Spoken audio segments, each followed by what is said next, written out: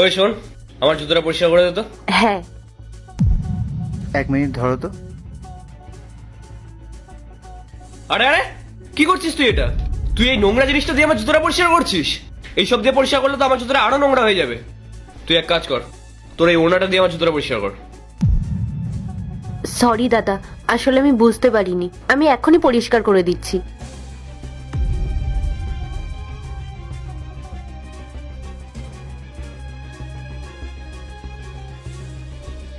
হয়ে গেছে দাদা। আচ্ছা বল, কত টাকা হয়েছে তোর? 40 টাকা দাদা। এনে। দাদা, 500 টাকার নোট? আমার কাছে তো খুচরো হবে না। আপনার কাছে 40 টাকা নেই? না, আমার কাছে খুচরো নেই। ঠিক আছে, এই টাকাটা তুই রেখে দে। আর এমনিতেও আমি তোকে চিনি। কিন্তু দাদা, আপনি আমাকে কিভাবে চিনলেন? তোর দাদার নাম গোপাল তো? ও আমার ক্লাসমেট। ওর মুখেই আমি তোর নাম কয়েকবার শুনেছি, আর কয়েকবার দেখেওছি তোকে। আচ্ছা আমাকে একটা কথা বলতো, তোরা তো এত গরিব, তুই তো এই মুচির কাজ করিস, তাহলে তোর দাদা পড়াশোনা করার জন্য এত টাকা কোথা থেকে পায়? আর আমার তো মাঝে মাঝে এটা ভেবেই অবাক লাগে যে স্কলারশিপটা আমার বড় কথা ছিল, সেটা তোর দাদা পেলো কি করে? এই, আমাকে একটা সত্যি করে কথা বলতো, তোরা টাকা ইনকাম করার জন্য কোনো উল্টো পাল্টা কাজ করিস না তো? দাদা, কারোর ব্যাপারে পুরোটা না জেনে এরকম কথা বলা একদমই ঠিক না। এই নিন আপনার টাকা। এই টাকা আমার লাগবে না। আমি আপনার জুতোটা এমনি পরিষ্কার করে দিলাম, ধরুন।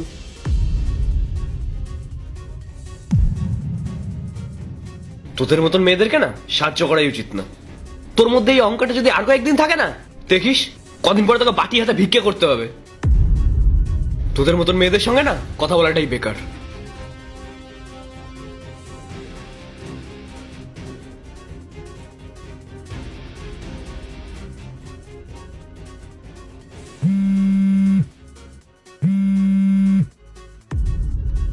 হ্যালো। হ্যালো, আপনি পূজা মিত্র বলছেন? হ্যাঁ, আমি পূজা বলছি। কংগ্রাচুলেশন, আপনি ইউপিএসসি মেন্স ক্লিয়ার করেছেন আর কালকে আপনার ইন্টারভিউ আছে। সত্যি স্যার? আমি এক্সাম ক্লিয়ার করে ফেলেছি আর কালকে ইন্টারভিউ? হ্যাঁ, কাল সকাল 10টায় আপনার ইন্টারভিউ। আপনি ফর্মাল ড্রেসে আসবেন এবং আপনার সমস্ত ডকুমেন্টস নিয়ে আসবেন। Formal dress? হ্যাঁ। ঠিক আছে স্যার, আমি কালকে সময় মতো চলে যাব। ঠিক আছে।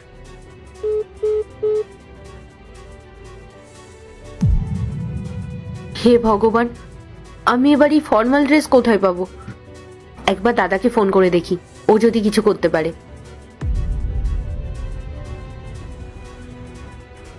হ্যালো দাদা। হ্যাঁ বোন, বল। তুই জানিস দাদা, একটু আগে আমার কাছে কল এসেছিল। আমাকে একটা স্যার বললো আমি ইউপিএসসির এক্সাম ক্লিয়ার করে ফেলেছি আর কালকেই ইন্টারভিউ। কি সত্যি? এটা তো খুব খুশির খবর। আমি খুব খুশি হয়েছি শুনে। হ্যাঁ রে দাদা। দাদা বলছি, কালকে তো আমার ইন্টারভিউ, আমার না কিছু টাকার দরকার ছিল। বোন, তুই তো জানিস এই মুহূর্তে আমার কাছে কোনো টাকা পয়সা নেই।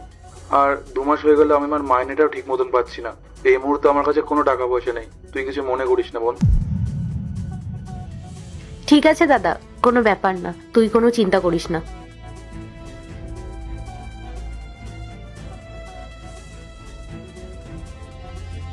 দাদার কাছেও টাকা নেই।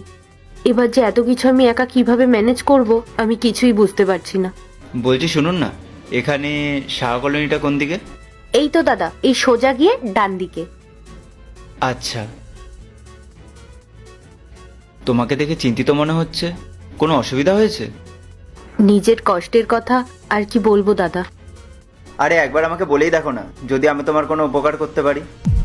না না দাদা, একটা অচেনা মেয়েকে আপনি কেন শুধু শুধু উপকার করবেন? আসলে দাদা, আমার বাড়িতে আমি আর আমার দাদা থাকি। আমার বাবা মা নেই। বাবা মা চলে যাওয়ার পর থেকে আমি আর আমার দাদা কষ্ট করে যা ইনকাম করি, সেই দিয়েই আমাদের দুজনার চলে যায়। আর আমি এই মুচির কাজ করে আমি আমার পড়াশোনার খরচ চালাই। জানেন দাদা, আমি ইউপিএসসির এক্সাম দিয়েছিলাম আর কিছুক্ষণ আগে আমার কাছে কল এসেছিল আমি এক্সাম ক্লিয়ার করে ফেলেছি। কালকেই আমার ইন্টারভিউ। বাহ, এটা তো খুব ভালো কথা। কংগ্রাচুলেশন। দাদা, এটা ভেবে আমার যেমন খুশি হচ্ছে না, আরেকটা কথা নিয়েও আমার খুব চিন্তা হচ্ছে। কালকে আমার ইন্টারভিউ, আর তার জন্য না আমার কিছু জিনিসের প্রয়োজন। এই যেমন ধরুন ফর্মাল ড্রেস, আমার ডকুমেন্টসগুলো রেডি করা। কিন্তু এইসব করতে গেলে তো টাকার প্রয়োজন হয়। আমার কাছে না এখন সেই টাকাটা নেই। আর এই মুচির কাজ করে তো আমি কোনো রকমে আমার পড়াশোনাটা চালাই। আর এগুলো কিনতে গেলে না এখন প্রায় 2-3 হাজার টাকার মতো খরচা হবে। এখন তো এতগুলো টাকা আমার কাছে নেই, কি যে করব আমি তো কিছুই বুঝতে পারছি না। আর আমার কপালটা দেখুন, আমার কালকেই ইন্টারভিউ। যদি 8-2 দিন পরে হতো আমি না হয় টুকটাক করে কিছু টাকা জমি নিতে পারতাম, কিন্তু একসাথে এতগুলো টাকা যে আমি এখন কোথায় পাবো? আমার কাছে যেই টাকাটা জমানো ছিল এই বইপত্র কিনতে খরচা হয়ে গেছে, তাই এখন এই টাকাটা জোগাড় কি করে করব না আমি বুঝতে পারছি না। এই জন্যই আমার খুব চিন্তা হচ্ছে। জানেন দাদা, এই সমস্যাটা শুধু আমার একার নয়, এরকম অনেক ছেলে মেয়ে আছে যারা টাকার জন্য নিজেদের পড়াশোনাটা চালাতে পারে না। আমি তোমার অবস্থাটা বুঝতে পারছি। তুমি এত কষ্ট করার পরও তোমার পড়াশোনাটা চালিয়ে যাচ্ছ, এরকম সবাই করতে পারে না। তুমি খুবই ট্যালেন্টেড, আর এই সামান্য টাকার জন্য তুমি কোনো চিন্তা করো না। দেখবে একটা না একটা ব্যবস্থা ঠিকই হয়ে যাবে, অত চিন্তা করার কোনো দরকার নেই। জানো, আমারও ইউপিএসসি নিয়ে পড়ার খুবই ইচ্ছা ছিল। তোমার বইটা একটু আমাকে দেবে? হ্যাঁ নিশ্চয়ই, এই নিন।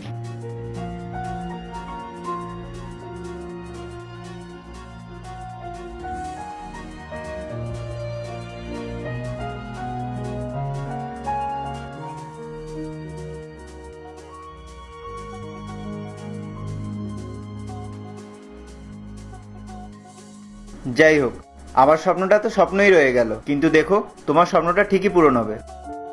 আর এই বই পড়ার সাধ্য আমার নেই। এই নাও।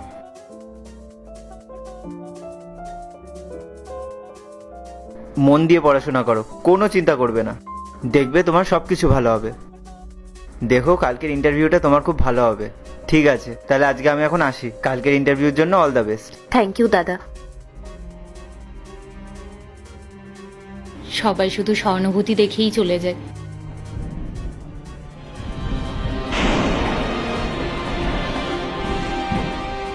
এতগুলো টাকা এখানে কোথা থেকে আসলো? নিশ্চয়ই এই টাকাগুলো ওই দাদাটা রেখে গেছে।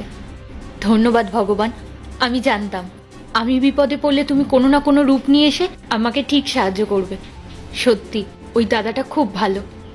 ভগবান, তুমি ওই দাদাটাকে খুব ভালো রেখো, খুশিতে রেখো, ওনার যেন কোনোদিন কোনো বিপদ না হয়।